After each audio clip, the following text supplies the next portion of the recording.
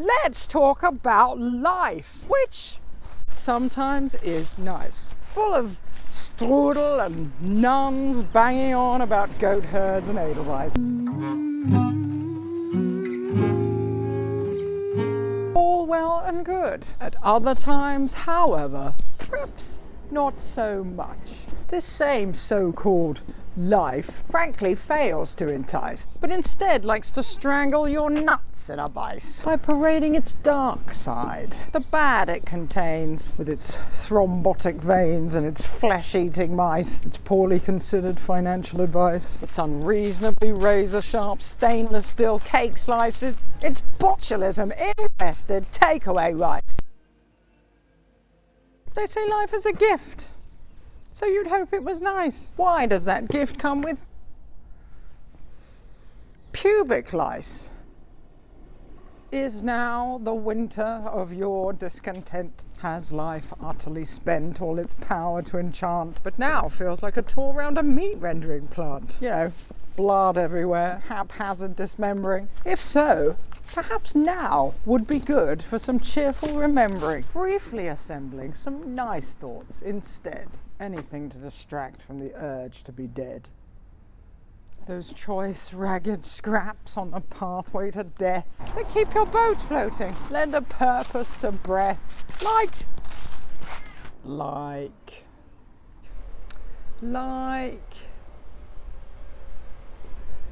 carpet, or saucepans, or loo roll, or scripts, or Swiss roll, or tadpoles, or a big fish and chips.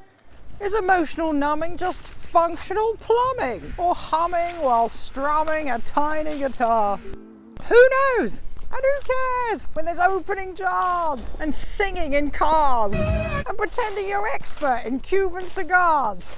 There's bunting and crunching and scratching and grunting and gazing at stars and gazing at stars and gazing and gazing and gazing at stars. The stars in the sky and the ground on the ground.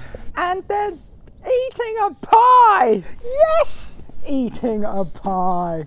Who wouldn't kill? Who wouldn't die to be eating a bloody big pie? Apple or fish? Shepherds or cheese? Are you eager to please? You can please with a pie! Who ate all the pies? It was I! I had them with custard. Who thought of custard and then called it custard? Oh, what a magical name. When you're blustered by winds on a brisk autumn day. Custard! That's all I can say. Cold days and crisp nights and sparkling starlight and the frost on the grass and the mist on the ground and the sound of a flugelhorn borne on the air. Now we're getting somewhere. There's staring mysteriously out at the sea. There's getting away with parking illegally.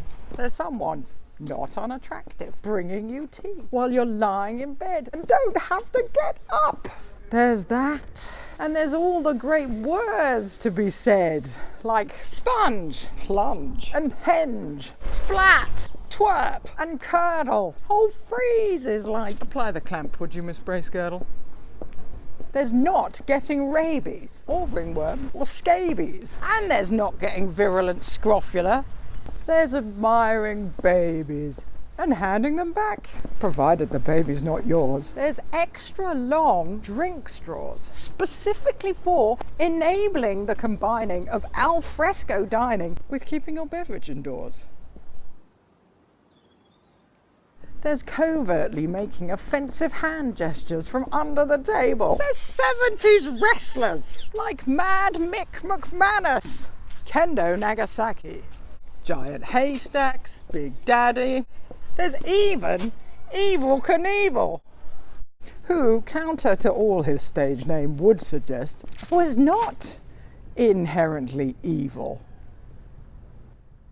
There's ancient cathedrals and falling down castles. There's brown paper parcels all tied up with string and somebody else's favourite things. There's beating your brother at table tennis.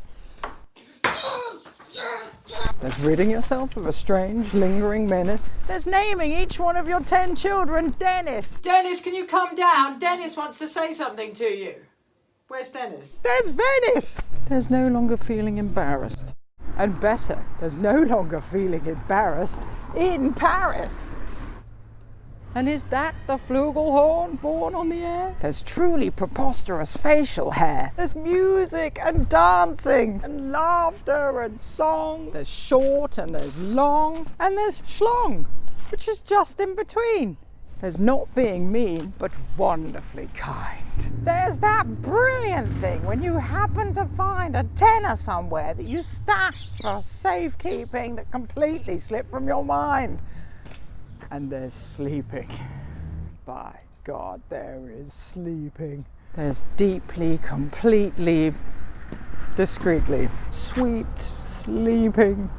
There's splashing in wellies. There's watching the telly. Unspeakable legends like George Hayward Melly and Ella Fitzgerald. Shared fellows and heralds of this great humanity, replete with its strangely formed notions of sanity. So-called ordinary people named Carol and Harold and Cyril and Cheryl and Beryl de Marchfontaine Squirrel. There's you and there's me. There's far and there's free. There's even a whole load of stuff we can't see. And it's not all bad, Dad. Isn't it? It's not all bad, Dad. No. If we search for the glad in the dustbin of sad, we might even find what we already had.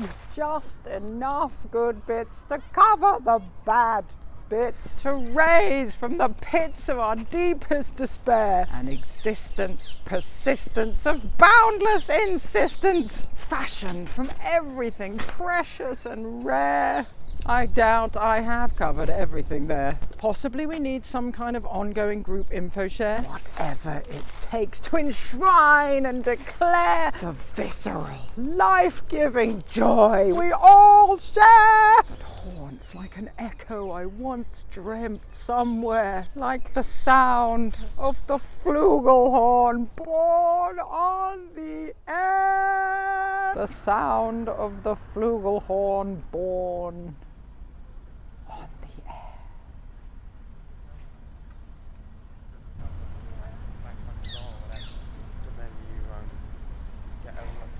You get promotion. Yeah. You get promotion. You start earning.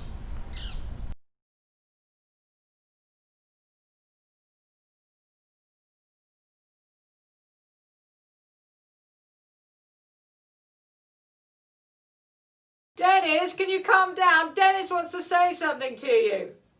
Where's Dennis? Where's Dennis? Where's Dennis?